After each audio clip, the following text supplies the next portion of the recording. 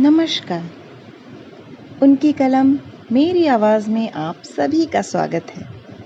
आइए सुनते हैं कहानी स्नो वाइट और 7 बौनों की। एक बार की बात है, एक राज्य में एक राजा और रानी राज करते थे।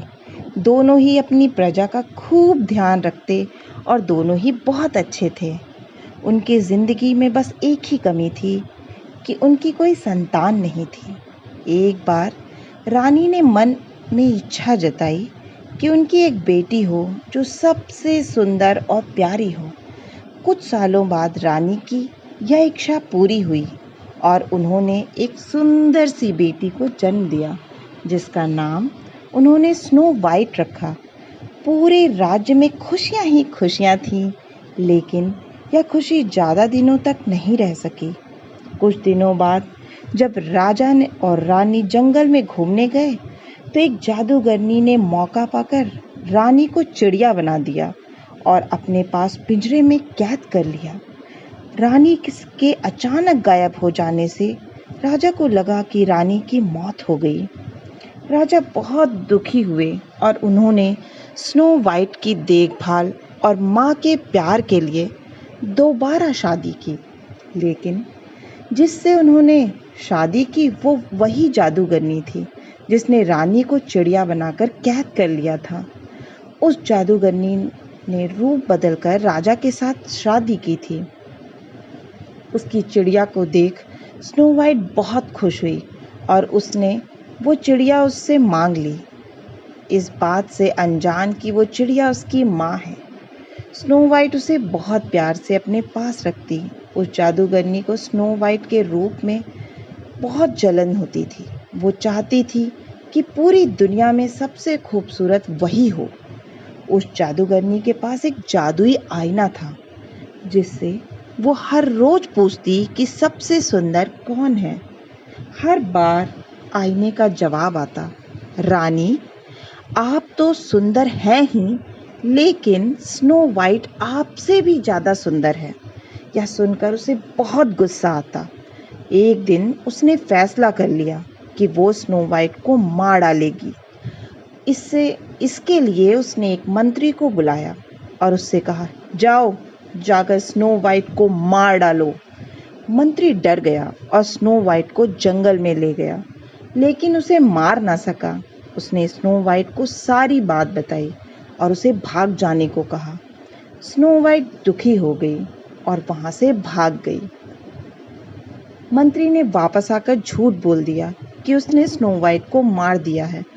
जादूगरनी रानी बहुत खुश हुई।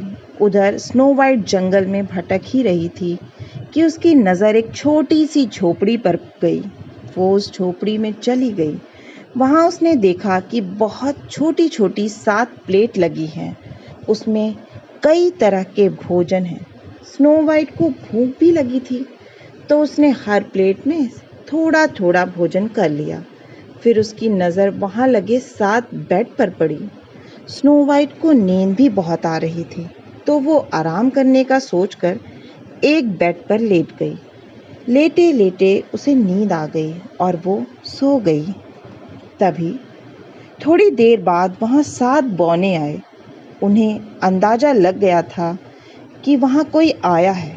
जैसे ही उनकी नज़र स्नो वाइट पर पड़ी, उसकी खूबसूरती देख बौने उसे देखते ही रह गए। तभी स्नो वाइट की नींद खुली। उसने डरते हुए बौनों को सारी बात बताई। बौने उसकी बात सुनकर चौंक गए और उन्होंने कहा, स्नो वाइट, अगर तुम हमारे लिए हमेशा अच्छा खाना बनाओगी और हमारे घर का ख्याल रखोगी तो तुम हमारे साथ रह सकती हो।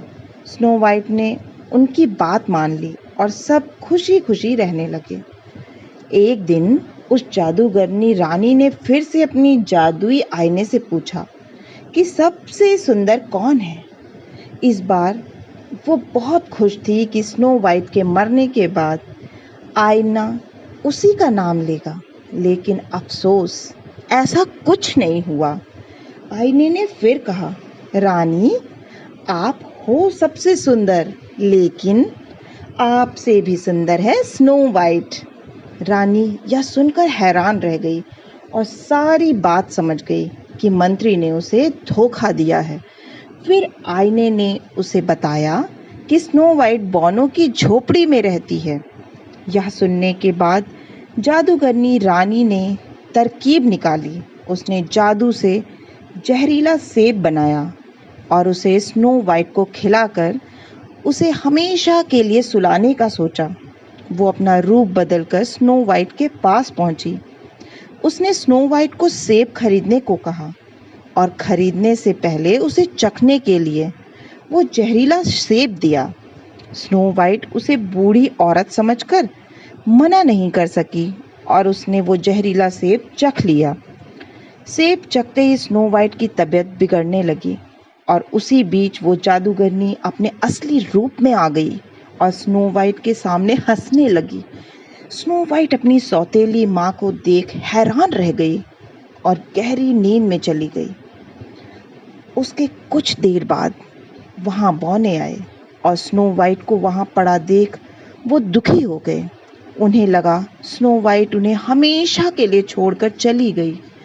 उन्होंने उसे दफनाने का सोचा, लेकिन उनका मन न माना और उन्होंने उसे एक शीशे के ताबूत में रख दिया।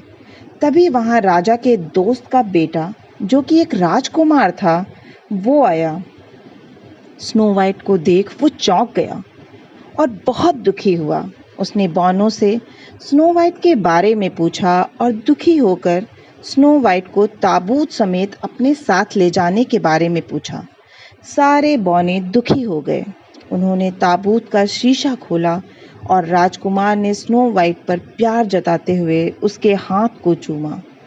इतने में स्नो वाइट को होश आ गया। स्नो वाइट ने सबको अपने सामने देख सारी बात बताई। सब समझ गए कि जादूगरनी सौतेली माँ की वजह से ही ऐसा हुआ। वो बौने जादूगर बनकर राजा के दरबार पहुँचे और उन्होंने कहा कि उन्हें पता है कि रानी को खूबसूरत बनने का शौक है। वो उन्हें बहुत खूबसूरत बना सकते हैं, लेकिन उन्हें उनके साथ चलना होगा। रानी और राजा उनके साथ चल पड़े और जैसे ही रानी पर सूरज की किरणें पड़ी, वो अपने जादूगरनी के रूप में आ गई। वहाँ स्नो वाइट और राजकुमार भी पहुँचे। स्नो वाइट को देख राजा खुश हो गए। उन्होंने राजा को सारी बात बता दी और फिर बौनों ने अपनी शक्ति से जादूगरनी के जादू को खत्म कर दिया। जादू खत्म होते ही चिड़िया बनी असली रानी अपने रूप में आ गई। राजा और स्नो वाइट रानी को देखकर बहुत खुश हुए और जादूगरनी को बंदी बनाने का आदेश दे दिया। इसके बाद राजा रानी ने स्नो वाइट और राजकुमार के विवाह का आयोजन किया और बौनों को तोहफे भी दिए। सभी खुशी खुशी रहने लगे। इस कहानी से यही सीख मिलती है कि बाहरी खूबसूरती से ज़्यादा अंदर की खूबसूरती ज़्यादा मायने रखती है। आशा है कि आपको यह कहानी पसंद आई होगी। अगर पसंद आई है तो नीचे कमेंट करके ज़रूर बताएं। आपके कमेंट्स मुझे और भी अच्छी अच्छी कहानियाँ लाने के लिए प्रेरित करते हैं। आप सभी का सुनने के लिए बहुत बहुत धन्यवाद। अगर आप इस चैनल पे नए हैं तो प्लीज़ इस चैनल को सब्सक्राइब करें, लाइक करें और अपनों के साथ शेयर करें।